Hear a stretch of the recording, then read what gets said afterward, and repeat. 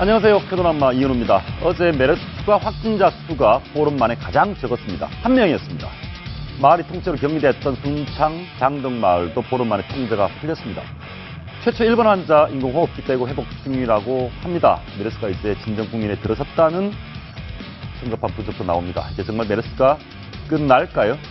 혹시나 다시 확산되진 않을까요? 잠시 후 자세히 살펴보겠습니다.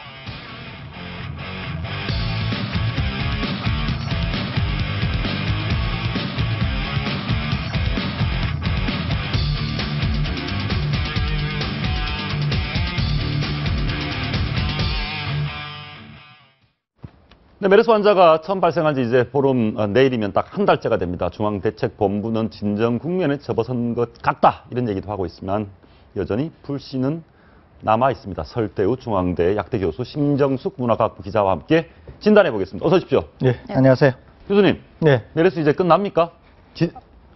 진정세로 접어든 거 맞습니까? 뭐 추세야 예. 22명, 23명 그때서부터 쭉 하강 국민에 있었으니까 예. 추세야 뭐 진정 국민으로 들어가는 것처럼 보이지만 지금 유의해서 봐야 될 몇 곳이 아직 남아 있기 때문에 지금 추세가 진정 국민으로 들어갔다 이렇게 꼭 보기는 곤란하고 조금 더 한 뭐 일주일 정도는 좀 지켜보면서 추세를 더 관망해 봐야 될 필요는 있다는 생각입니다. 정점은 지났다는 건 동의하십니까? 그건 동의합니다. 예. 어제 한 명이었죠? 네, 그렇습니다. 그러니까 최근 13일부터 이 한 자릿수 그 확진자 수가 나오기 시작했습니다. 그러면서 약간의 변동은 있었지만 어쨌든 이렇게 지난주나 지지난주처럼 갑작스럽게 늘어나고 그러진 않았고요. 그러다가 어제 같은 경우 확진자가 1명 추가됐고 사망자 수도 1명 추가돼서 지금 24명이 됐고요. 격리 대상자 수도 한 700명 정도가 어제 오늘 사이에 감소를 했습니다. 이 현황만 보면은 뭐 보건당국 스스로도 밝혔듯이 진정 국면에 접어든 것 같은 것으로 보이지만 지금 교수님 말씀처럼 워낙 변수가 많고요. 그리고 집중관리병원이라고 아직 지역을 비롯해서 서울도 그렇고 한 11곳 코호스 격리라고 하죠. 병원과 병동이 통째로 격리가 된 11곳의 병원, 삼성서울병원 비롯해서요. 거기에서의 어떤 변수 같은 것들을 생각을 해보면 이거 진정국면에다 단언할 수는 단박이 없다. 네. 그런데 메르스 종식되기를 바라는 염원 때문인지 모르겠지만 서울시립대 물리학과 교수님이 물리학 교수님이 통계적으로 수리 통계적으로 접근을 했더니 175명에서 끝날 거다. 지금 166명이니까 9명 더 하고 끝난다는 이런 물리학적인 접근도 유의미할까요? 이제는 수학적으로 얼마든지 통계 처리는 가능하니까요. 그런데 이제 여러 가지 변수들이 많고 그 변수들을 어떻게 처리하느냐에 따라서 통계적 그런 어떤 결과가 의미를 가질 수 있을 것 같은데 지금 이제 변수로서 넣을 수 없는 것들이 좀 있기 때문에 이 통계치만으로 실제로 신뢰할 만할까 하는 것은 좀 의문스럽습니다. 약학대학교에서도 통계학 배우셨죠? 저희들도 통계는 배웁니다. 그렇든 간에 175명에서 멈출 거다. 그럴 가능성이 있긴 있는 거 아닙니까? 얼마든지 가능성이 있고 심지어는 170명에서도 멈출 수는 있는 것이죠. 180명에서 멈출 수도 있는 것이고. 그런데 아까 이제 우리 기자님께서 말씀하신 것처럼 유의해서 봐야 될 몇 곳이 아직 남아 있고 또 여태까지 본 것처럼 유의해서 봐야 될 곳뿐만 아니라 여태까지 격리 조치나 이렇게 추적이 안 된 사람들 중에서도 혹시 환자가 생기게 되면 또 대규모의 새 격리자가 생길 수 있기 때문에 지금까지의 결과가 여전히 그랬었거든요. 그래서 좀 더 지켜볼 필요는 있다 이런 생각입니다. 그런데 그동안 가장 힘들었던 분 중에 하나가 마을이 통째로 격리됐던 순창 장덕마을 통제 격리가 해제됐습니다. 거기 사는 주민들 입장에서는 굉장히 힘들었을 텐데 지금 어떤지 한번 말씀 들어보시겠습니다. 좀 솔직히 좀 답답하죠. 생활이 막히니까 힘들었죠. 솔직히 그 군의 지시에 따라서 저희가 했기 때문에 아무 생각 없이 그냥 했기 때문에 다행이지 그 생계 문제 생각했을 경우는 여기서 뛰쳐나갔을 분도 많았을 겁니다. 동네 분들도 얘기하시더라고요. 감옥 얘기 제주고는 절대 못 살겠다. 감옥에 들어가면 절대 안 되겠다. 그런 얘기 하십니다. 굉장히 공감이 많이 갑니다. 죄짓고는 못 살겠다. 오죽 답답하고 힘드셨으면 생계 문제만 생각하면 뛰쳐나갔을 것 같다. 정부가 아직 대책이 확정은 안 됐죠. 저런 분들도 경제적으로 도와줘야 되는 거 아닙니까? 전북도나 순창군에서 예. 그 지원책을 마련을 하고 있는 것 같고요. 전폭적으로 지원할 의지도 있는 것 같은데, 예. 그 아까 말씀하신 것처럼 앞으로 이제부터 생계 문제가 진짜 걱정이라는 말씀. 심지어 순창군에서 나는 농산물도 국민들이 꺼려한다는 메르스 예. 이 공포증이 워낙 확산이 되다 보니까 블루베리라든지 복분자 이런 특산품까지도 사람들이 안 산다고 합니다. 그래서 순창군 공무원들이 직접 나서가지고 순창군의 특산물을 일부러라도 사줍시다. 이런 운동까지 한다고 합니다. 예. 어쨌든 102명께서 격리를 되셨다가 정말 너무너무 이 행정력의, 아니, 그러니까 뭐랄까, 그 군의 지침이라든가 이런 자가격리의 그 지침을 잘 따라주셔가지고요. 어쨌든 격리 해제가 된 것은 되게 다행스러운데 그 이후의 조치까지도 좀 잘 마무리가 됐으면 좋겠습니다. 그렇습니다. 예, 그 농산물은 예. 전혀 뭐 감염을 전파시킨다든지 뭐 감염원에 오염됐다든지 이런 염려가 전혀 없기 때문에 예. 뭐 국민들께서 그 지역의 농산물을 사주시는 거에 대해서 너무 염려하실 필요는 없고 예. 오히려 이렇게 모범적인 곳에는 도와주셔야 되니까 국민들께서도 좀 농산물을 많이 사주셨으면 하는 이런 생각이 듭니다. 예. 교수님도 순창 좀 저도 예. 뭐 오늘 좀 주문을 할 생각입니다. 예. 평택 메르스 진원지입니다. 한국에서. 여기에서는 이제 확진자 더 안 나옵니다. 평택 메르스 끝났다 이렇게 얘기할 수 있습니까? 예, 그거는 완전히 끝났다고 볼 수 있습니다. 평택 메르스 완전히 끝났다. 제 생각으로는 100% 끝났다. 뭐 이거는 더 의심의 여지가 없이 완전히 끝났다고 볼 수 있고요. 아니, 전체적으로는 여전히 남아있다고 하시면서 평택 메르스는 완전히 끝났다고 단언하시는 이유는 뭡니까? 이제 잠복기라든지 심지어 잠복기를 더 늘린다고 해도 예. 거기에서 나올 환자는 전혀 없고요. 예. 소독이나 뭐 이런 것들만 잘 하게 되면 오픈을 해서 지역 분들에게 의료 서비스를 제공해도 될 만큼 이제는 성모병원이 다시 개원을 해도 상관이 없을 정도다. 그렇습니다. 예. 예. 아니 그런 병원들이 한두 군데 나오면 예. 거의 종식되는 쪽으로 가는 거 아닙니까? 이제 뭐 그런 병원이 더 나오면은 예. 이제 그렇게 되겠는데 아까 말씀드린 것처럼 여전히 아직까지 우리가 모르는 변수들이 좀 남아 있기 때문에 그런 예. 것들만 잘 컨트롤이 되면 이제 뭐 확실히 수습 국면에 갈 수 있겠다 이렇게 볼 수 있는 것이죠. 정말 종식 선언이 빨리 왔으면 좋겠는데 첫 환자 1번 환자는 좀 좋아지고 있네요. 예, 그렇다고 합니다. 의식도 돌아오고 인공호흡기도 어제 오늘 사이에 뗐다 이런 소식이 들렸고요. 실제로 그랬다고 합니다. 근데 이제 문제는 그분이 지금 거의 한 달 가까이 인공호흡기에 호흡을 의존하면서 계속 누워 계셨기 때문에 좀 앞으로 경과를 더 지켜봐야 하고요. 그리고 그 면역력 같은 것도 상당히 많이 떨어져 있는 상태라고 합니다. 폐렴 증상은 워낙 심하셨고요. 그렇기 때문에 그 인공호흡기를 이번에 뗐다고 해서 완벽하게 청신호다 이렇게 판단하기는 좀 위험한 것 같고요. 이전에도 한번 사실은 인공호흡기를 한번 뗀 적이 있으셨습니다. 그렇지만 다시 증상이 악화되셔가지고 다시 다셨거든요. 그러니까 앞으로 좀 정말 살얼음을 걷는 심정이라고 제가 그 국립의료원 그 의사분하고 통화를 해봤는데요. 살얼음을 걷는 심정으로 이분의 용태를 계속 지켜봐야 된다 그렇게 말씀을 하셨습니다. 이분은 어떻게 한 달씩이나 이렇게 계속 치료해서 좋아졌다 나빠졌다 이렇게 합니까? 원래 그렇습니까? 기본적으로 이분이 이제 처음에 확진이 늦어져서 바이러스가 대량으로 몸에 증식을 했고 그러다 보니까 상당히 손상을 많이 받았는데 그중에서도 폐나 다른 장기들을 손상이 굉장히 많이 받았을 거예요.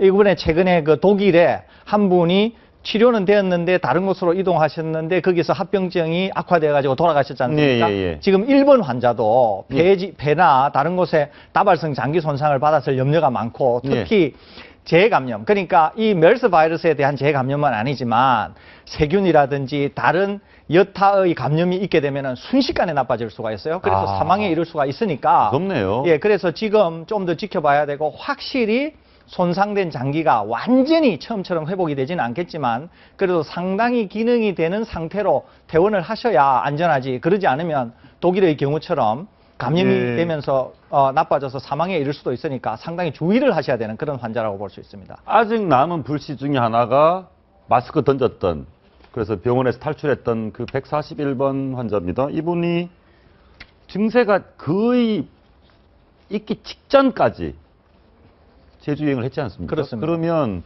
사실상 제주기 나오고 있는데 5일에서 8일인데 저분이 9일 날 증세가 심해져서 증세 나타났거든요. 그럼 8일 바로 직전까지 여행을 했는데 저분 혹시 퍼뜨렸을 염려는 없습니까? 이제 제가 둘로 나누어서 좀 말씀을 드리려고 하는데요.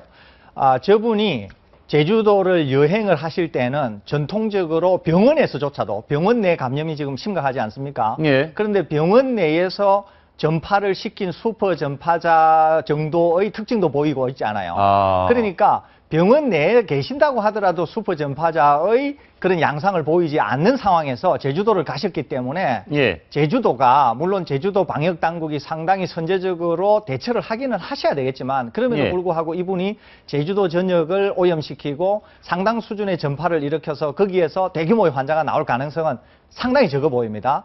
대신 서울에서 오셔서 이제 적절히 격리되시고 격리 과정 중에 뭐 소위 말해서 땡깡을 피워서 박차고 나가고 한 적은 있지만 그래도 서울 지역에서 이분을 통해서 전염 내지 감염된 분은 있을 것 같지는 않고요. 대신 오히려 저는 이분이 제가 늘 말씀드렸다시피 조기 확진, 초기 매우 빠른 치료를 받는 게 대단히 중요합니다. 우리가 평택 경찰이나 대구의 공무원께서 상당히 건강하셨음에도 불구하고 확진이 늦어짐으로 해서 상당히 위중한 상태까지 간 경우가 있거든요. 그래서 이분도 이렇게 할 게 아니라 빨리 확진을 받은 상태에서 빨리 치료를 받아야 건강 상태를 유지하지 그러지 않으면 위험에 빠질 수도 있으니까 본인이 그런 점을 좀 잘 알고 당국의 조치에 대해서 좀 당국의 조치를 받아들이는 그런 자세가 저 조치는 옳은 겁니까? 제주 신라 호텔이 완전히 영업 중단한 것은 옳은 조치입니까? 선제적으로 볼 때는 상당히 옳은 조치라고 볼 수 있습니다. 그 제주도 얘기가 나온 게 사실은 저분이 먼저 얘기한 것이 아니라 역학조사에서는 제주도 갔다 왔다는 사실을 말씀을 안 하셨고요. 그 확진 판정을 받고 한 나흘 후에 같이 여행을 가셨던 신라호텔 등에 같이 묵으셨던 관광객들이 지역 보건소에다가 나 그 사람하고 같이 제주도에 갔었다 이렇게 얘기를 해가지고 본인이 얘기한 게 아니고 옆에서 얘기한 거군요. 네, 그분은 그 당시에 아무 증상도 없었고 했으니까 제 생각에는 제주 여행 자체는 말씀을 안 하셨던 것 같아요. 역학조사 당시에. 근데 불안하신 다른 주변에 같이 여행하셨던 분들이 뒤늦게 보건당국에 얘기를 해서 뒤늦게 그분의 동선 5일에서 8일까지 그 3박 4일의 제주 일정이 드러난 건데요. 지금 교수님 말씀하신 것처럼 잠복기로 보는 게 현재까지로 봤을 때는 잠복기에 돌아다니셨던 것으로 보는 게 타당한 것 같고요.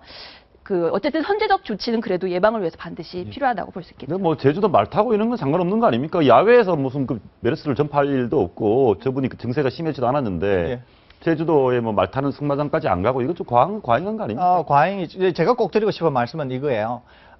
방역 당국, 제주도의 방역 당국은 선제적 조치를 하셔야 되겠지만 여행객으로서 제주도를 방문한 국내외의 여러 여행객들이 계시지 않습니까? 이런 분들은 충분히 안심하고 제주도 여행을 즐기셔도 되니까 어차피 온 여행을 메르스 때문에 망칠 필요는 없는 거 아닙니까? 그래서 방역 당국은 조심을 하셔야 되겠지만 여행을 가신 분들은 아주 안전하게 제주도를 여행하셔도 된다는 말씀을 제가 꼭 드리고 싶습니다. 그리고 며칠 전에 보니까 가장 큰 걱정거리 중에 하나가 투석실, 신장 투석하는 곳에서 감염됐을 우려가 높다 이런 얘기가 있더라고요. 그건 상당히 우려할 만한 사안입니다. 아니, 투석실 환경이 그렇게 전염될 가능성이 높습니까? 환경보다도 더 중요한 게 좀 나오고 있습니다. 6일 16일까지 투석실을 이용했는데 스님 환자시네요. 저 당시에 뭔가 전파가 됐을 수 있다. 타닥타닥 침대. 얼마나 위험합니까? 그러니까 이제 투석실은 그냥 환자가 누워있기만 한 정도의 공간이면 되잖아요. 그러니까 투석기가 옆에 있어서 이제 돌리면서 투석을 하면 되니까 환자들이 다닥다닥 붙어 있을 수밖에 없어요, 구조적으로. 그런데 이제 더 걱정이 되는 것은 투석을 하는 환자들이 일단 고령이 많으시고 또 만성질환을 가지고 계신 분이기 때문에 상당히 면역도 기능도 떨어지고 이런 분이시란 말이죠. 그러니까 감염된 환자 한 명이 바이러스를 배출할 때 다른 전염이 될 분들이 상태가 나쁘기 때문에 낮은 농도의 바이러스에 대해서도 취약하다는 거죠. 그러니까 건강한 사람인 경우에는 감염이 되려고 하면 상당히 많은 바이러스를 쬐야 되지만 이렇게 기저질환이 심각하고 고령인 분들은 낮은 농도의 바이러스에도 취약할 수 있거든요. 그러니까 한 분이 약 110분에게 그것도 바이러스에 굉장히 취약한 분들에게 바이러스를 퍼뜨렸을 가능성이 굉장히 높고 감염이 될 경우에는 또 상당히 중증으로 갈 수 있는 그런 기저질환을 가진 분들이기 때문에 지금 위험한 상황이 벌어졌다고 보는 것입니다. 여름 휴가철 앞두고 제주도 걱정 굉장히 많으신데 원희룡 제주지사 연결해서 말씀 좀 들어보겠습니다. 지사님 나와 계십니까? 네, 안녕하세요. 걱정 많으시죠? 네, 그렇습니다. 지금 제주도 방문했던 사람들, 환자 가족들, 접촉자들 동선이나 이런 것은 다 파악된 상태인가요? 네, 그렇습니다. 141번 환자분하고 그 가족이나 일행들 12명이 3박 4일 여행을 다녀갔는데요. 당시에는 발병 전이긴 했습니다만은 저희는 그 만에 하나 가능성 단 1%라도 예. 이게 감염이 번지면 안 되잖아요. 그래서 모든 동선상의 밀접 접촉자를 파악해서 예. 격리 조치들을 다 해갖고 예. 또 모니터링에 들어가 있습니다. 예. 휴가철 앞두고 이랬으면 걱정인데 실제로 제주도 중국인 관광객뿐만 아니라 지금 국내 관광객도 감소한다든가 경제가 위축될, 서민 경제 위축될 그런 조짐이 좀 있습니까? 예, 특히 중국 관광객들은 지금 아주 급격히 감소해서 그 평소 대비 한 뭐 20% 이하로 지금 아이고. 아무튼 바닥을 지금 그리고 있고요. 예. 이제 국내 관광객들도 외국인 관광객만큼은 아닙니다만은 아무튼 전국적으로 이게 진정이 돼야 본격적으로 바깥 활동에 좀 나서시겠죠. 그 제주에 이번에 그 141번 환자 그 분들은 그 오늘부터 이 그 잠복기가 끝나갑니다. 그래서 현재까지 그 12명 일행 중에 그 발병한 한 분 빼고는 모두가 전혀 아무런 증상이 없습니다. 네, 그렇기 때문에 저희들이 예방적인 차원에서 지금 가장 엄격한 조치를 다음 주 초반까지 하겠습니다만은 그 아무튼 제주도로서는 청정 제주 관광지가 뚫리지 않도록 최선을 다하겠습니다. 혹시 마지막으로 그것만 물어보겠습니다. 제주도는 혹시나 국민 여러분께 제주도에는 메르스 대응하는 의료진이나 이런 시설이 좀 부족하지는 않나 이런 걱정들이 있거든요. 충분히 있습니까? 지금 그 격리 병실에다가 음압 병실까지 저희들이 그 충분히 다 갖추고 있습니다. 그래서 여기 제주도 왔다가 뭐 감염되거나 아니면 문제가 생겼을 때에 대한 그 대응 체제는 저희도 충분히 돼 있고요. 문제는 그 좀 그 몸에 조금이라도 이상이 있으신 분들이 열심히 좀 자진 신고하고 자진 격리에 들어가지고 이런 아마 그 좀 성숙한 시민 의식이 절대적으로 필요한 것 같습니다. 알겠습니다. 지사님 저희도 제주도로 휴가 갈 수 있도록 생각을 해보겠습니다. 오늘 말씀 고맙습니다. 네, 고맙습니다. 제주도도 충분히 많이 있다는데요. 음압시 병동하고 의료시설 그런데 제주도 가도 됩니까? 진짜? 뭐 가셔도 됩니다. 가셔도 되고 많이 가십시오. 아까 말씀하신 투석 이 부분도 문제 없고요. 투석은 좀 지켜봐야 될 것 같아요. 강동경희대병원이 오늘 오후에 바로 그 부분 폐쇄를 한다고 사실 금방 이제 자료를 냈습니다. 어제 그 심장 질환자가 투석실에서 그렇게 2, 3일 간격으로 왔다 갔다 했다 이런 사실들이 드러나면서 보건당국하고 같이 민관이 함께 조치를 했고요. 1인 격리병동에다가 지금 그 입원 환자들 같은 경우에는 입원실에 이렇게 마련을 해놔서 더 이상 뭐 입출입 같은 게 안 되도록 했고요.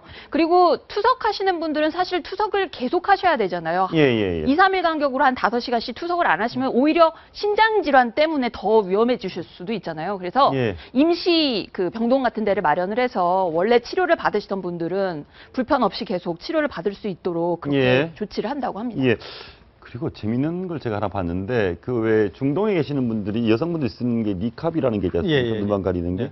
그게 마스크보다 효과가 더 좋습니까? 뭐 그렇다고 볼 수는 없겠지만 마스크 같은 작용은 충분히 한다고. 그러니까 환자가 그걸 썼을 때는 안 나간다는 거죠? 그렇죠.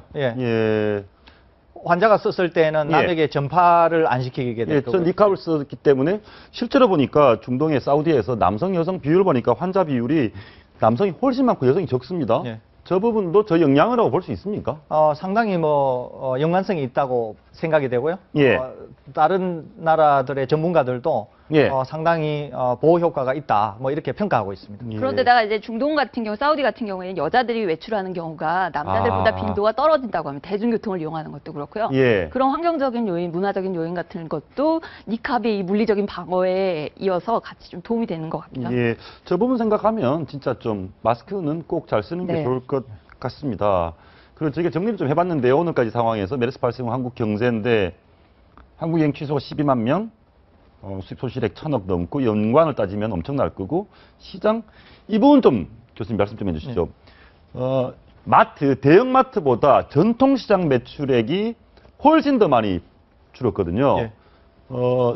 대형마트보다 재래시장이 더 취약합니까? 그거 아니지 않습니까? 오히려 야외니까 더 나은 거 아닙니까? 그렇죠. 야외니까 훨씬 더 안전하다고 볼 수 있는데 전통시장을 좀 많이 찾아가셔서 뭐 이렇게 크게 두려움은 가지실 필요가 저는 없다고 봅니다. 야외시장이 오히려 더 안전할 수 있습니다. 야외시장이 전통시장 여기도 뭐 야구장, 해수욕장도 괜찮을 것 같고 그러면 조금 이렇게 좁은 공간 안에 밀폐된 공간은 더 위험한 그렇다고 볼 수 있죠. 그런데 제가 여기서 꼭 덧붙이고 싶은 말씀은 뭐냐면은, 이제 종식 선언이라는 게 있는데요. 종식 선언은 환자가 안 나오는 날, 그러니까 환자가 0명인 그날로부터 최대 잠복기의 2배, 그러니까 이제 14일에 2배니까 28일이 되겠죠. 28일 동안 환자가 한 명도 안 나올 때 비로소 종식 선언을 이제 세계를 향하여서 하게 되는 것이거든요. 그러니까 오늘 당장 환자가 0명이라고 해도 28일이 걸리니까 사실 이제 경제가 굉장히 심각한 타격을 받을 수 있습니다. 그렇기 때문에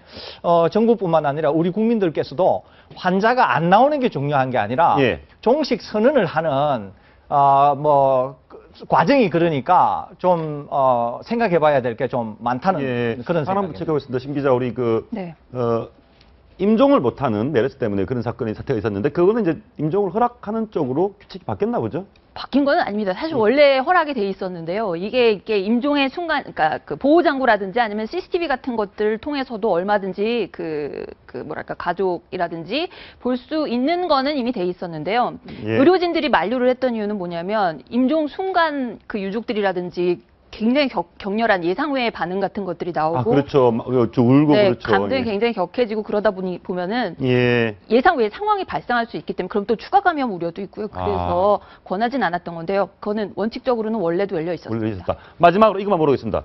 종식 언제 됩니까? 말씀드리기는 곤란하고요. 앞으로 한 10일 정도 좀 지켜보면서 추세가 어떻게 되나 하는 걸 보는 것이 중요하다고 생각합니다. 지금 추세에서 더 이상 확 늘지 않으면 7월 말이면 됩니까? WHO에서 그렇게 얘기를 했던데. 종식 선언은 추세가 그렇다고 하면 7월 말까지는 종식 선언이 가능하다고 보고요. 추세가 뭔가 좀 변화가 있으면은 그게 좀 늘어날 가능성이 있다. 이렇게 생각합니다. 빨리 좀 7월에 종식이 됐으면 좋겠습니다. 오늘 말씀 고맙습니다. 네, 감사합니다.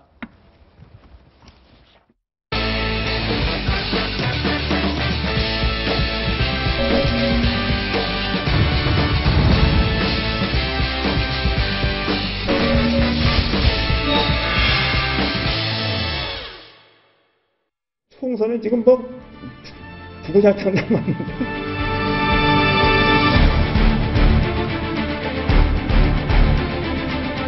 오직 진보만이 옳다 이런 걸 생각하게 되면 그것은 야당이 틀을 깨지 못하는 거예요.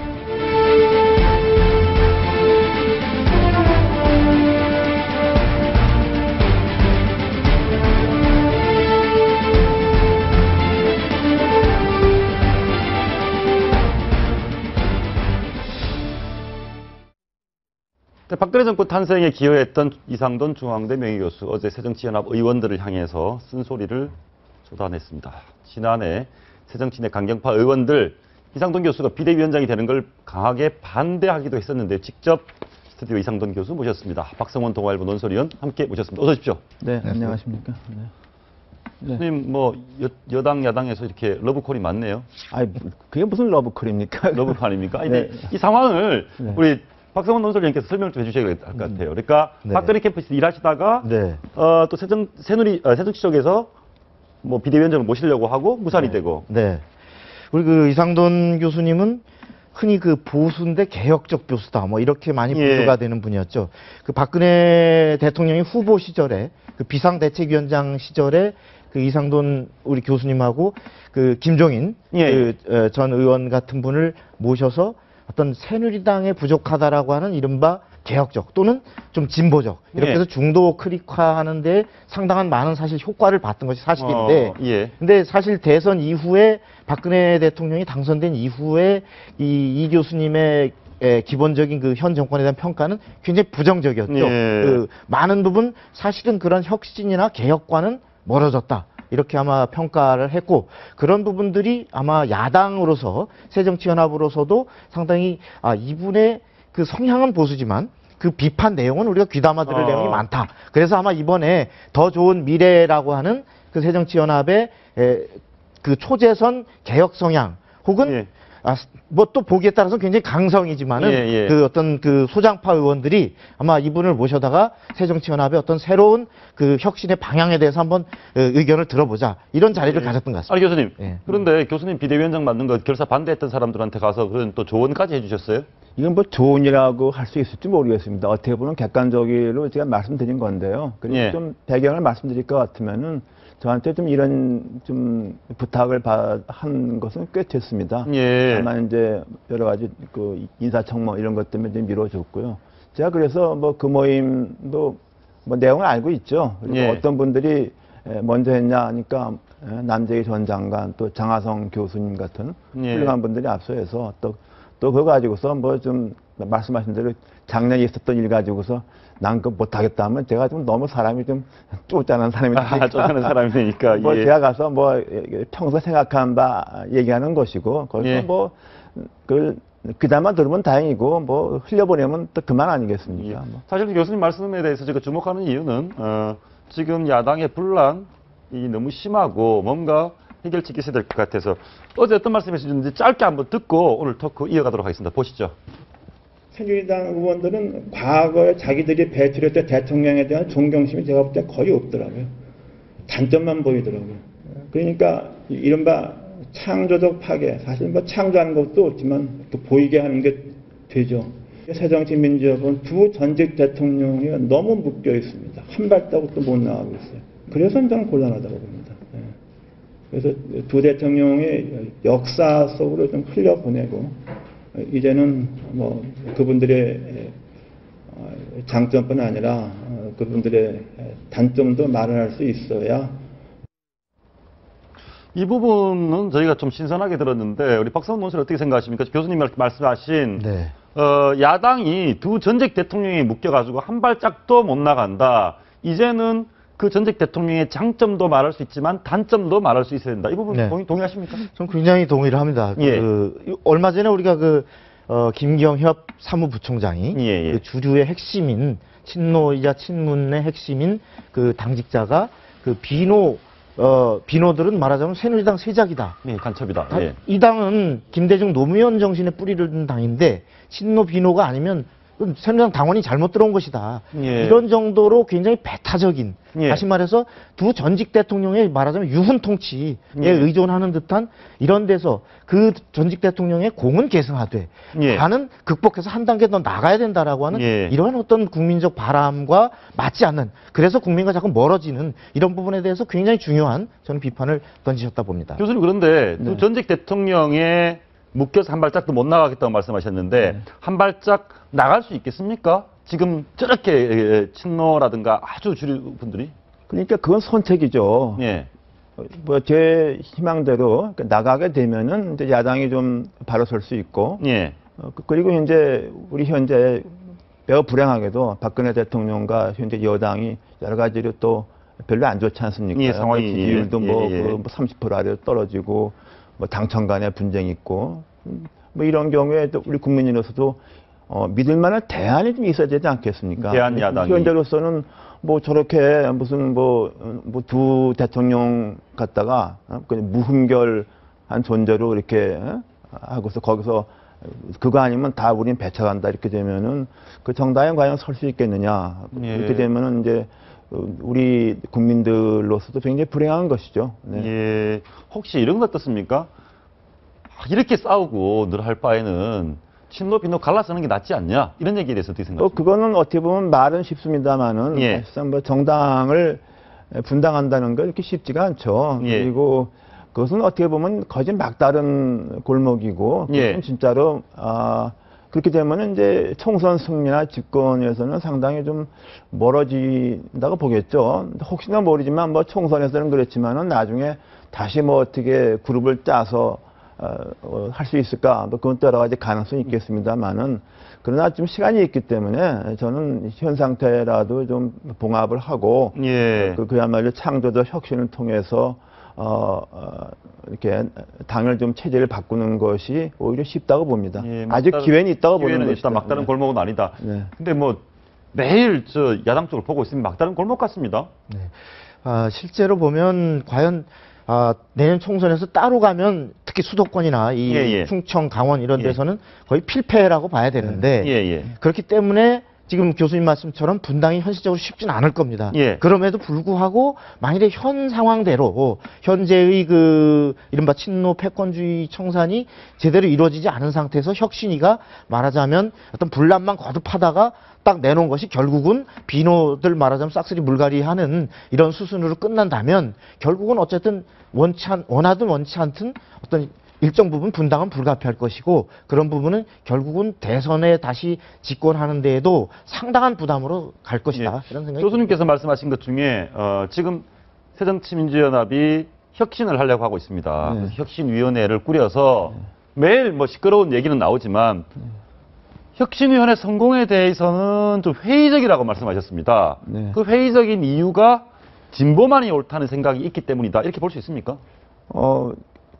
혁신하게 되면 일단은 좀 모든 걸 좀 원점에서 한번 검토해야만 되는데, 예. 뭐 지금 현재 혁신위원 인적 구성을 볼 때는 뭐 그렇게 하긴 좀 어려운 구성 같아요. 혁신위의 인적 구성이 네. 원점 중간이 아니고 주류나 친노 쪽에 좀 기울어 있다 이렇게 보시면 네, 그러니까 제 말씀은 지금까지 그 당이 좀 그래도 최근 말이죠.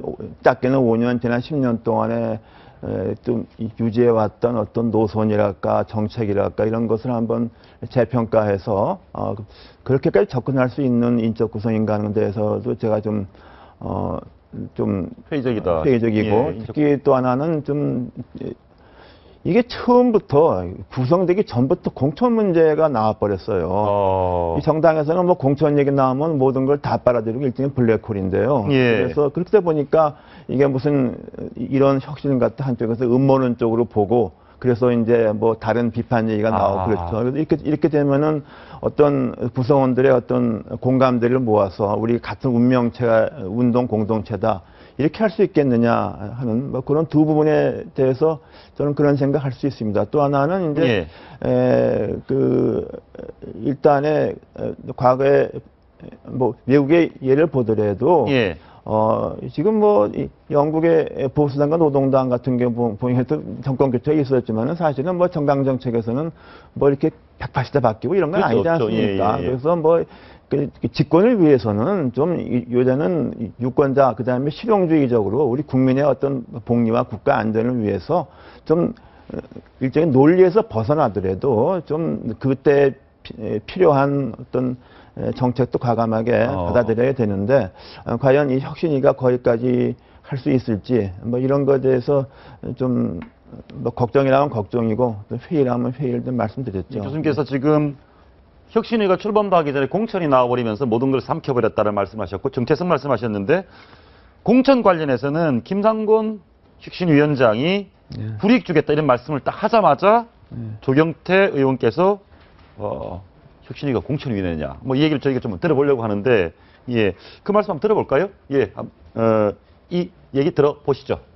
그 혁신위 구성을 보니까 저는 전위대의 역할을 하는 전위위원들을 구성했다라고 저는 이렇게 보고 있습니다. 결국은 국민들과 당원들은 그냥 안중에도 없는 그 아나무인식의 어떤 그런 당 운영 방식이 그래서 내년 총선을 상당히 어렵게 만들어 가고 있지 않는가 하는 그런 생각을 하고 있습니다. 방금 이 얘기는 이제 또 비노 측의 얘기인데 이 정도로 분열이 심하고 지금 그리고 이제 조경태 의원 같은 경우도 뭔가 말 빌미만 있으면 공천 이쪽에서 비노에서 한마디만 하면 친노에서는 저쪽은 공천을 탐내고 있다 이런 상황인 것 같습니다. 네, 근데 일단은 좀 제가 아는 한 조경태 의원이 일반적으로 뭐 이른바 비노라는 의원들을 대표한다고 보기는 어려울 것 같습니다. 그 점을 이제 참작해야 되겠고요. 그리고 제가 말씀드린 바와 같이 이게 처음부터 공천 얘기하게 되면은 뭐 다른 게 진도가 다 하겠습니까? 그래서 저는 뭐 처음부터 좀 출발이 좀 첫 단추를 잘못 끼운 감이 떠보는 것이죠. 근데 공천 얘기를 처음 먼저 한 사람은 누굽니까? 그 문재인 대표가 뭐 절대 정치를 안 하면 안 했지 뭐 이렇게 간다 그때부터입니까? 아니면 누구 탓을 할 수 없는 겁니까? 누구 탓을 할 수 없게 자연스럽게 그러니까 그게 뭐냐 그러면 좀 과거에 2012년 총선 앞두고 새누리당 박근혜 비대위원장 리더 그 당시는 뭐 처음에도 뭐 이제 좀 반발도 있었고 그랬지만 어느 정도 지나가서는 운명 공동체 같은 게 좀 형성이 됐죠. 근데 과연 지금 그런 운명 공동체 같은 것이 지금 있느냐 하는 것에 대해서 예. 그러니까 지금 혁신에서 해야 할 일은 어떤 혁신도 중요하지만은 그것을 구성원으로부터 좀 공감을 예. 얻도록 하는 노력이 좀 필요하다고 생각합니다. 예, 지금 공천 관련 얘기 짧게 들어보시고 우리 박세훈 논설위원께서 말씀을 좀 해주시면 좋겠습니다. 들어보시겠습니다. 공직선거는 물론 당직 인사에 있어서 해당 행위자는 그에 합당한 대가를 치르도록 할 것입니다. 공직 선출과 당무직 인선에서도 불이익을 주겠다는 말씀입니다. 혁신위가 공천 심사 또는 공천위원회가 아니거든요. 그래서 너무 오버하고 있는 건 아닌가 하는 생각을 하고요. 또한 쓴소리와 당을 위한 쓴소리와 만말을 구분해야 된다는 생각을 합니다. 정말 이상문 교수님 말씀하신 공천이라는 게 모든 걸 삼켜버렸다라는 말이 좀 맞는 것 같습니다. 저쪽에서 그렇게 나오네요. 양쪽이 다 그러네요. 지금 아까 교수님 말씀하신 것처럼 2012년 새누리당의 이른바 그 비대위 그리고 이어진 그 총선 공천에서 물갈이와 현재를 좀 비교해 볼 필요가 있는데요. 예. 당시에 그 새누리당이 성공할 수 있었던 것은 일종의 그 친위 체제의 말하자면 같은 당내에서의 앙시앙 레짐 체제의 피로감 어떤 이것에 대해서 당내에서부터 어떤 확실한 그 노선도 말하자면 조금 더 그 서민층을 보살피는 중도화 중도 크릭으로 좀 더 옮겨가고 그리고 인적 구성에서도 새로운 세력 말하자면 박근혜라고 하는 미래 권력과 어떤 기존의 친이들이 좀 후선으로 물러선 상태에서의 어떤 그런 물갈이에 의한 공천 물갈이였습니다. 근데 지금 말하자면 새정치연합은 왜 혁신을 하게 됐는지를 잊고 있는 것 같아요. 지금 새정치연합이 혁신의 코너에 혁신하지 않으면 그 생존할 수 없는 상황에 몰린 것이 그동안 4.29 재보선에 나타났듯이 연전연패에 민심과 멀어진 이유는 기존에 아까도 얘기한 두 전직 대통령을 말하자면 교조화하면서 특히나 노무현 대통령을 계승했다고 하는 친노들이 그것을 하나의 계파와 패권화하면서 모든 당직을 독식하고 공천을 독식한 데서 국민과 멀어졌다. 이렇게 생긴 혁신인데 정작 혁신의 인적 구성 자체도 그렇고 지금 철저히 그 사실은 범친문 중심으로 형성된 데다가 노선에서도 말하자면 정체성을 분명히 하겠다. 리더십을 분명히 하겠다. 이 얘기는 기존에 뭐 자꾸 대표를 바꿔라. 그리고 뭐 근본 노선을 바꿔라라고 하는 것 자체를 하나의 해당행위 내지는 그 새누리당 세작 정도로 간주하면서 어떤 여기에 기존의 그 지도부에 대해서 도전하는 이런 것을 용납하지 않겠다. 오히려 혁신이 아니라 수구적으로 가지 않느냐. 이런 당내에 반발이 있기 때문에 여기서 한 발짝도 지금 나가지 못하고 있는 거죠. 예, 교수님, 예. 네, 지금 하신 말씀이 대략 맞다고 보겠습니다. 그러니까 이제 그렇게 해서는 안 되죠. 그러나 이제 앞으로 시간이 있기 때문에 김상검 위원장과 문재인 대표가 이걸 수습할 여유는 있다고 봅니다. 그것을 과연 할 수 있느냐, 아니면 그대로 가느냐. 그대로 가게 되면은 사실상 실패하는 것이죠. 그래서 그런 기로에 서 있다고 봅니다. 그래서 교수님께서 지금 공천이 모든 걸 삼켜버렸다. 혁신이 출범과 함께 그 말씀 굉장히 공감이 많이 가는 거고 또 하나가 지금 정체성 문제인데 지금 진보만이 옳다라는 생각을 가진 분들이 많죠. 어떻습니까? 그런 생각을 왜 갖게 된 겁니까? 그런 생각을 한 의원들이 다수라고 생각되지는 않습니다. 그런데 말하자면 이제 노무현 대통령의 어떤 노선이랄까 그 이상주의에 그 몰입되어 있는 분들이 그렇게 생각하고 있죠. 그리고 또 하나는 이제 선거에서는 아무래도 이른바 진보, 이게 늘 말하는 산토끼냐, 들토끼냐 그 얘기 아닙니까요? 특히 또 저 새누리당 쪽에서는 말하자면은 우파 보수 정당이 없지 않습니까? 여기 또 정의당 같은 진보 정당이 있으니까 그쪽의 그쪽의 고정표도 좀 얻을 필요도 있겠지만은 제가 그래서 영국 노동당 예를 들어서 그야말로 노선만 따라가서는 선거에다 다 진다. 정당은 선거에 이기자고 하는 짓이지. 또 자기가 정체성 지키고 노선 지키고 선거마다 다 지면 그 정당이 과연 설 이유가 없지 않습니까? 그래서 그런 거에 대한 좀 당내 어떤 공감대를 형성해야 된다고 제가 말을 했고 참석한 의원들도 상당히 많이 좀 공감하는 것 같다고 느꼈습니다. 그리고 굉장히 이렇게 재밌었던 것 중에 하나가 이 얘기했습니다. 새누리당은 주방에서 싸우는데 주방에 싸우니까 밖에서 안 들리죠. 네. 그런데 여기는 객석에서 네. 야당은 객석에서 싸운다. 네. 이 얘기가 나오게 된 계기가 이게 아닌가 싶습니다. 한번 보시겠습니다. 사퇴하지도 않으면서 사퇴할 것처럼 공갈치는 것이 더 큰 문제라고 생각합니다. 연분홍 치마가 봄바람에 휘날리더라.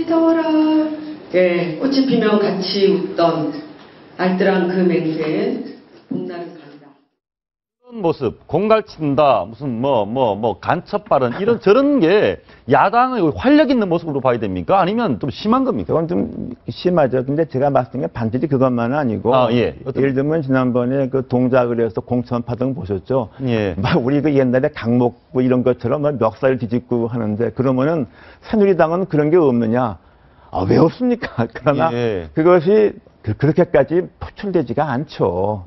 호남에서도 호남에서 말하자면은 공천에 대한 불만이 많아서 막 굉장히 표출되지 않습니까? 제가 아는 한 경북 대구 지역에서 상당히 공천에 불만 있는 경우는 많이 있지만은 그러나 당이라는 커다란 대의에서 벗어나는 것은 별 발생하지가 않아요. 그래서 일종의 좀 여야 간의 문화의 차이인지 모르겠습니다만은 한 가지 중요한 것은 저런 모습이 이렇게 나와서 이런 TV에 몇 번씩 나오고 그러면 당이 뭐가 됩니까? 그래서 그 사람 왜 이런 걸 예상 못 하는지 참 우리가 상식적 판단에도 뭐 그런 부분 굉장히 간단한 거 아닙니까? 뭐 이런 좀 그런 모습을 좀 바꿔야 된다고 합니다. 그것이 문화인지 모르겠습니다만은 그런 야당 문화는 있으면 안 되죠. 근데 뭐 일부에서는 그것이 의도된 것이 아닌가 이런 얘기도 합니다. 의도됐다기보다는 제가 보기에는 그 지도력을 상실한, 다시 말해서 주류든 비주류든 뭔가 어떤 자기 계파를 이끌려면 하나의 단순히 세력만이 아니라 지금은 어떤 그것이 내가 이끄는 이 노선이 국민민복에 어떻게 기여할 수 있다. 이런 노선을 갖고 경쟁을 하는 것이 정당한 말하자면 계파이고 그 계파의 역할인데 지금 보면 새누리당의 경우는 예를 들어서 지난번에 그 유승민 원내대표가 취임하면서 어떤 기존의 그 박근혜 대통령이 취해왔던 어떤 이러한 증세 없는 복지, 이건 가능하지 않다. 예를 들어 이러한 어떤 경제정책 논쟁이라든지 이런 부분에 대해서 당내에서 노선을 갖고 하면 또 그에 대해서 대립되는 쪽이 다른 반론을 하고 그러면 국민들이 들으면서 이쪽이 옳다는 사람도 있고 저쪽이 옳다는 사람이 자연스럽게 새누리당 주변으로 모여드는 겁니다. 근데 지금의 새정치연합은 그런 어떤 국민 민복을 둘러싼 안보든 경제든 어떤 무엇이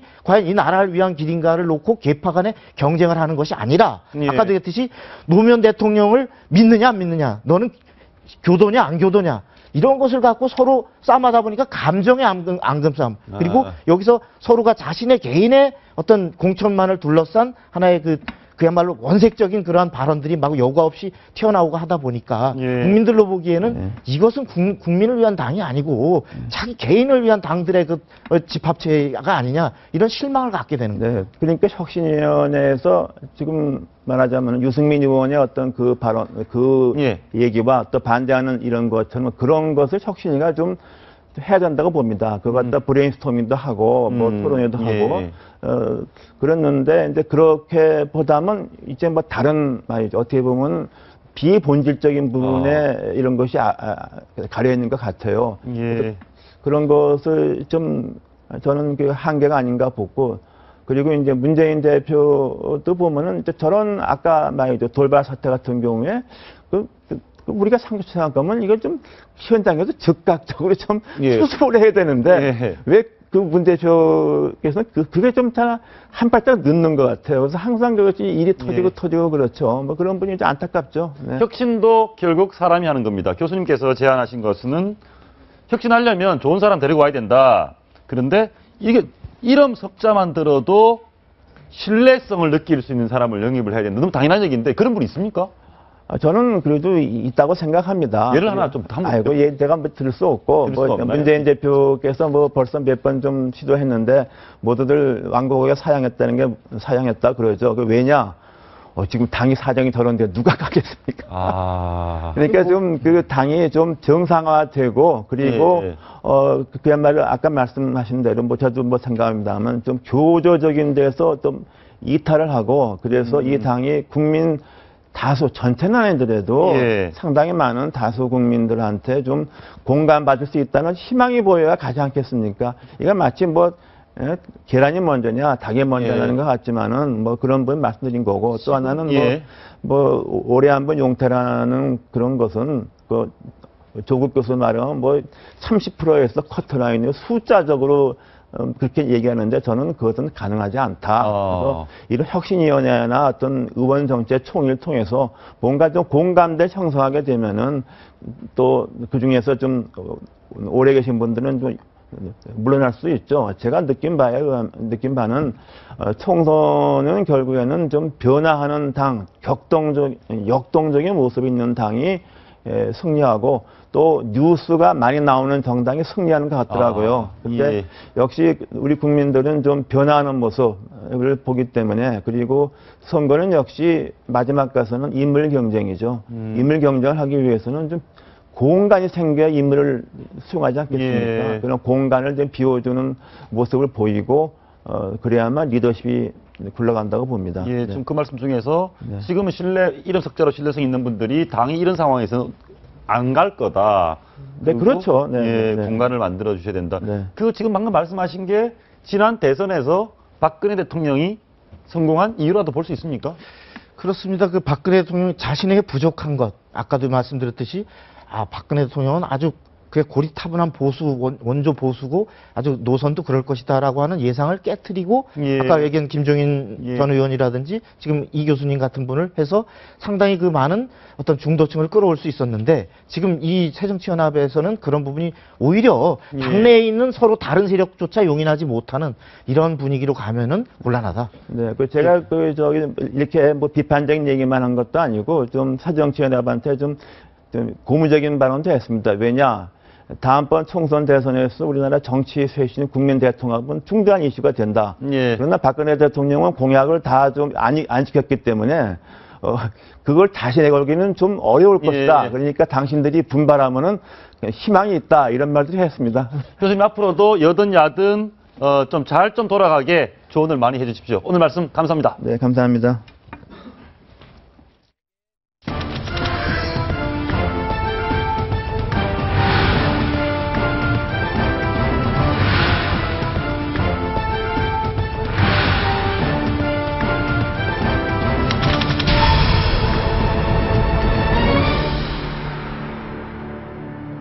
의원님들의 요구에 충분히 부응하지 못하였다는 지적이 있게 된 데 대해서 유감스럽게 생각하며 앞으로 더욱 적극적으로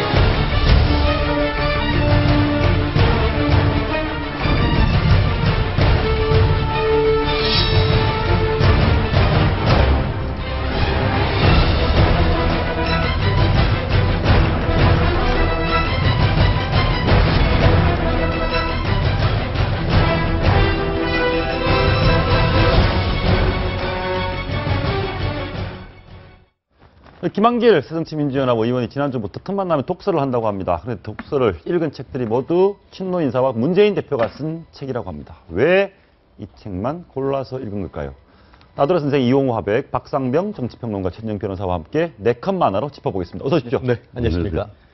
황교안 총리 맞죠, 이제? 총리죠. 예, 오늘 뭐 병원부터 갔습니다. 메르스 병원으로 메르스 치료. 바람직한 거죠? 그럼요.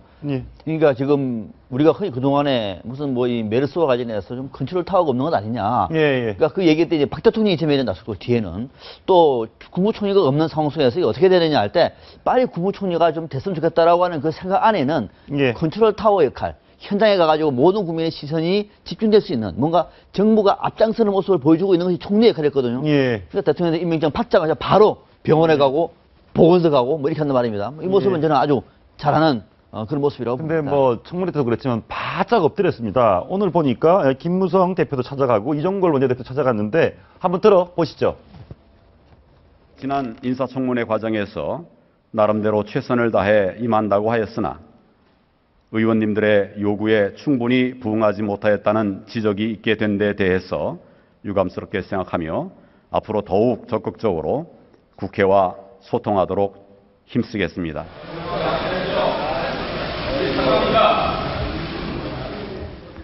예, 이게 저분이 말투가 그래서 그런지 막 이렇게 숙이는 진정성 있게 막 이렇게 그런 감정적인 아니에요. 근데 그게 사과입니까? 어떻게 생각하십니까? 사과라고는 생각하지 않습니다. 저는 제가 보기에는. 왜냐면은 이번에 지금 시중에서 재밌는 얘기가 그 황교안 총리는 박근혜 대통령 덕을 많이 봤답니다. 그게 뭐냐면은 박 대통령이 방미를 해서 메르스가 좀 더 창궐 하든지 하는 분위기가 됐으면 여당 안에서도 반란표가 많이 나왔을 것이다. 잘못했으면 부결됐을 것이다.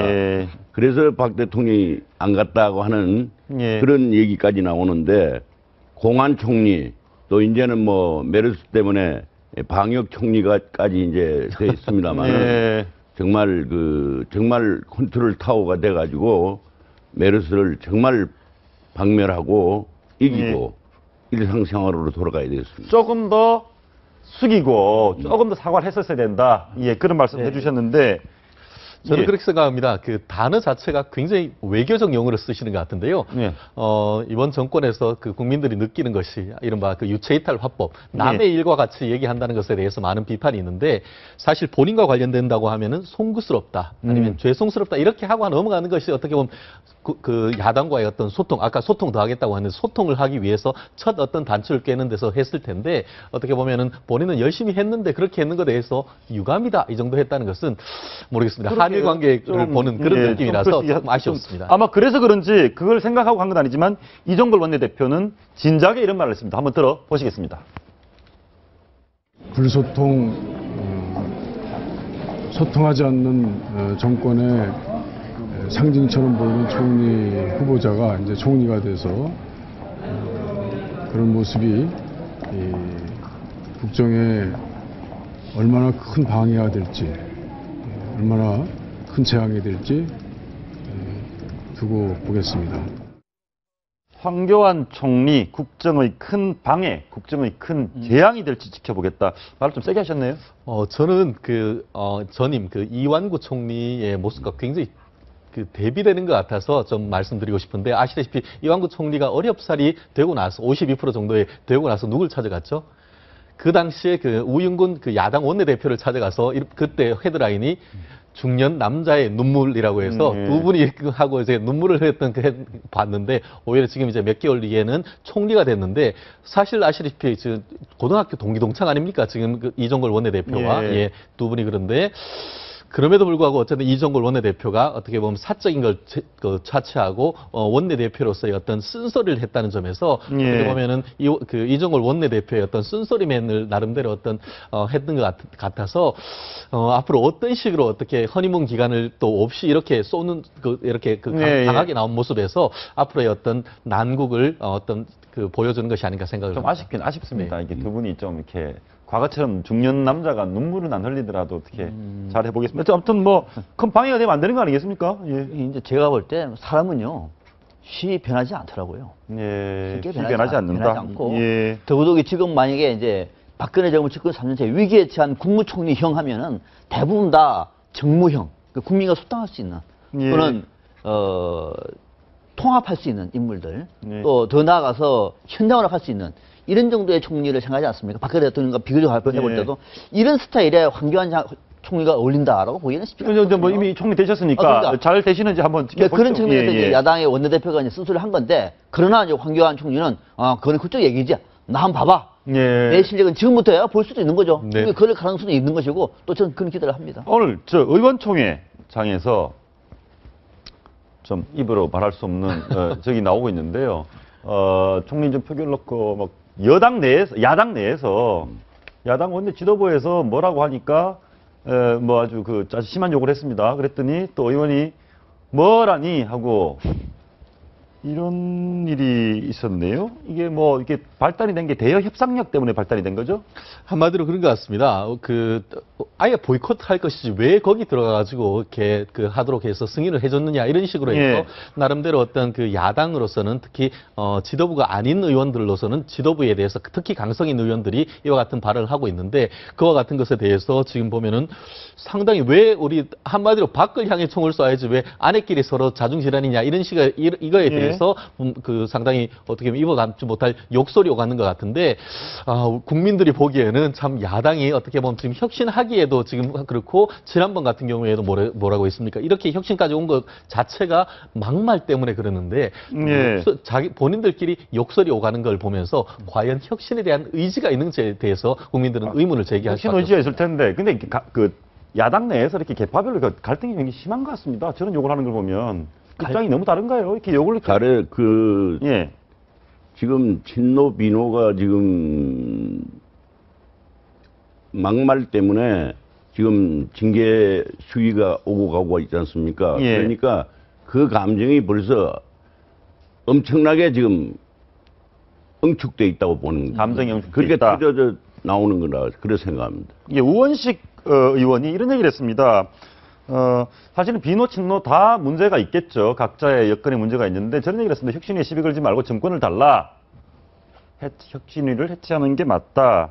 이런 얘기를 또 비노 측의 입장에서는 우리한테 시비 걸지 말고 아무 의견도 내지 말라는 거냐 이렇게 얘기를 하고 있거든요. 네. 저런 의견은 어떻습니까? 그러니까 이거는 뭐 순서가 잘못되고 있는 거예요. 이런 식으로 가다 보니까 안 되는 겁니다.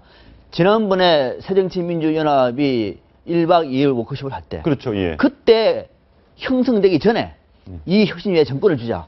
의견의 총회를 모았을 때, 미리 이름이 안 나왔을 때 이제 자기가 들어가니까 나한테 정권을 달라요. 그거 누가 줍니까?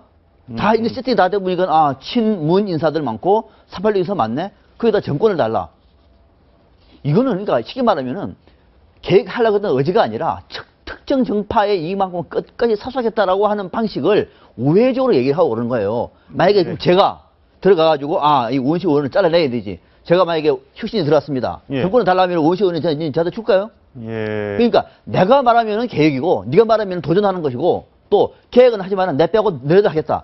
이런 식이 지금 팽배하고 있어요. 그러다 보니까 이 혁신위가 하는 일 자체도 신뢰를 얻지 못할 뿐만 아니라 이런 얘기가 나오고 있는 겁니다. 뭔가 순서가 잘못된 것뿐만 아니라 뭔가 갖고 있는 생각도 그렇게 제가 볼 때는 신선한 생각들이 아니에요. 그러니까 야당을 지지하던 사람이든 여당을 지지하는 사람이든 지금 우리 박홍근 의원께서 말씀하시는 것처럼 그냥 바라보고 있기가 지지를 하든 지지를 하지 않든 굉장히 이게 불안한 것 같아요. 불안해 보이는 것 같아요. 사실 어떻게 보면 폭풍전야 같습니다. 같은 느낌입니다. 아시다시피 지금 그 혁신위원장이 금상건 그 혁신위원장이 오셔가지고 나름대로 혁신을 하겠다고 하면서 예컨대 그 처음에 와가지고 개파 모임 자체를 하지 마라라고 해서 이른바 찍어 누르니까 거기에서 일단 가만히 어떻게 보면 그 상황이 어떻게 돌아가는지 보는 것이지 그 밑에서 활발하게 개파 모임이 오히려 있다는 잠시 눌렸을 뿐이지 오히려 그 풍선 효과로 어떻게 튀어오를지 모르는 어떤 폭풍 전야를 보는 것 같아서 어떻게 보면 국민으로서는 위태위태한 그런 느낌을 받을 수밖에 없는 것 같습니다. 한번 오늘 나재로 선생님 그려오신 만화를 한번 보시겠습니다. 지금 문재인 대표가 기침을 하네요. 기침을 콜록콜록합니다. 그랬더니 비노들이 그냥 기침도 콜록콜록하고 침도 튀기고 하니까 문 대표가 기침을 하고 비노가 이제 앉아 있는데 또 머리를 만지면서 열이 심하다고 그럽니다.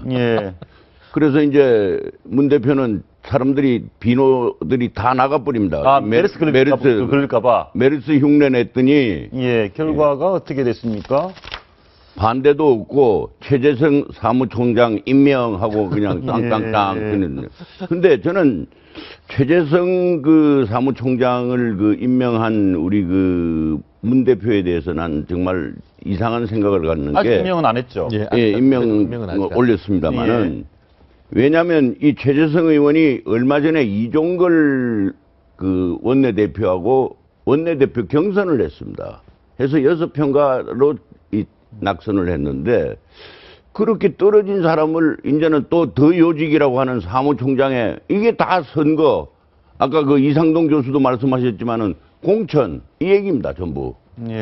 그런 식으로 그 자리에 앉히겠다는 거는 이건 뭐 주류 비주류가 전혀 누구보다나 그 소통이나 화해나 또 아니면 화합을 하겠다는 생각은 전혀 없는 것입니다. 그림이 인물로는 인물 자체로는 능력, 역량이 있으신 분이라고 하더라고요. 상당한 인물이죠. 상당한 인물이고 또 내년 총선에 불출마를 선언한 사람이에요. 그래서 몇 명 안 됩니다. 근데 이제 이게 김경엽 그 수석 사무총장 일이 있고 또 이어서 막 밀어붙이니까 이렇게 좀 오해의 그런 것 같습니다. 그림이 참 재밌는데요. 사실 그 앞에는 그 제일 밑에 보면 비노인데 사실 그 테이블 반대편에는 친노가 앉아 있을 것 같은데요. 재밌는 것은 문 대표가 그 재채기를 하는 방향이 비노를 향해 한다는 것이 아주 재밌는데. 너무 물어쪽으로 보시는. 아니, 근데 그런 것 같습니다. 사무총장이란 자체가 이제 당 살림을 총괄하고 아시다시피 공천관리위원장을 같이 하다 보니까 핵심 중에 핵심인 것이죠. 사실 지금까지는 보면은 다른 당직에 대해서 비노 측에 배려하는 것 같은데 지금 비노 측에서 반발하는 것은 이런 식으로 해서 핵심 하나를 포스를 심기 위해서 이른바 병풍으로 세우는 것이 아니야. 그것에 대해서 강력하게 반발을 하는 것 같은데 이런 시점에서 결국은 이렇게 뭐 콜록콜록하게 어떻게든 해서 나름대로 임명하려고 했는데 강하게 비노가 반발을 해버리니까 이러지도 저러지도 못하는 어떤 문재인 대표의 리더십 그것이 현재로서의 어떤 문재인 리더십의 한계인 것 같은데 이것을 어떤 식으로 비노를 설득한 것인지 그것이 이 현 시점에서의 어떤 문재인 대표의 리더십을 어떤 식으로 외부로 드러내느냐 그것이 굉장히 중요한 문제인 것 같습니다. 이건 어떻습니까? 문재인 대표가 그렇게 비노가 반대하던 김경엽 의원을 수석사무총장이 시켰는데 그분이 간첩 발언을 해서 코너에 몰려 있고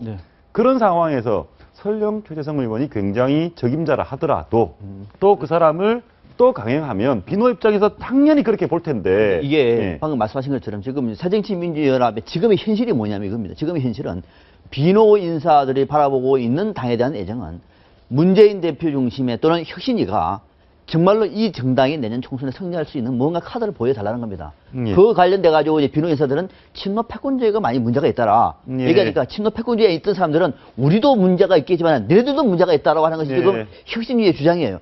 이것이 충돌하면서 혁신위는 그 나름대로 싸워나가고 있고 문재인 대표는 그 이면에서 착착 친노, 범친노 인사들을 요직으로 지금 배치시키고 있는 겁니다. 그러니까 이런 상황 속에서 비노는 정말 할 말 없는 거거든요. 그러니까 그 친노 인사들의 차례 잡고 있는 와중에 지금 사무총장이라든지 김경엽 등등해서 이런 인사들이 계속 지금 오히려 비노 인사들 향해서 비판하고 있는 겁니다. 저기 설마 이렇게 반발이 많은데 최재성 의원을 사무총장 임명하려고 추진은 하고 있는데 아직 안 된 상황인데 추진 임명할까요? 하겠죠. 한다고요? 왜 그러냐면 김경엽 의원의 그 세작 발언을 하면서도 그분만 징계를 해야 될 텐데 이 자리에서 얘기했습니다. 제가 그 방송 전에 얘기를 들었는데 박지원 의원이 당내 최소 4개 그룹에서 분당 신당 준비를 하고 있다.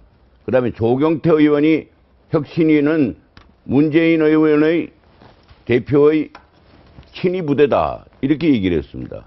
근데 그 발언까지 막말로 치부하는 혁신위가 과연 무슨 생각을 가지고 있는 건지 저는 답답합니다. 아니 근데 진짜 최재성 의원 강행하면 굉장히 분란이 심할 것 같은데. 저는 그런 측면에서 강행은 안 할 것 같아요. 강행 안 할 것 같다. 그러니까 왜냐하면 이미 하기에는 너무 취약합니다.